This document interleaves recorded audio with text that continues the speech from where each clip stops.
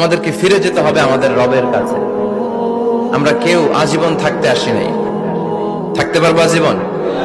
দাদা চলে গেল, বাবা চলে গেল, মা চলে গেল, মামা চলে গেল, খালু চলে গেল, এরপর আমাদের টনক নড়ে না, তাই না? পাগল পড়া হয়ে আছে এই পৃথিবীর জন্য। মরতে যে হবে এটা ভাববার সময়টুকু আমাদের নেই। আমরা ব্যস্ত আমাদের ক্যারিয়ার নিয়ে, আমাদের লাইফ নিয়ে, আমাদের সমাজ নিয়ে, আমাদের ফ্যামিলি নিয়ে, আমাদের সন্তান আর সম্পদ নিয়ে আমরা super busy. We are leading a very super busy life. We don't have even a single time to think about death.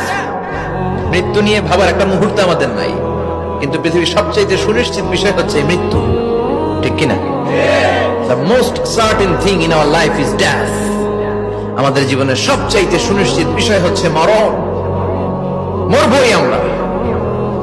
And the most uncertain thing in our life is the time of death. আর আমাদের জীবনের সবচেয়ে অনিশ্চিত বিষয় হচ্ছে মৃত্যুর সময়। আমরা জানি না। মরবো যে এটা জানি, জানেন না? কিন্তু কখন মরবো এটা জানি? এই সূরাটা আপনারে এই জিনিসটা জানান দিতে এসেছে যে দুনিয়ার সম্পদ, লোভ, লালসা এগুলো নিয়ে পড়ে থেকো না।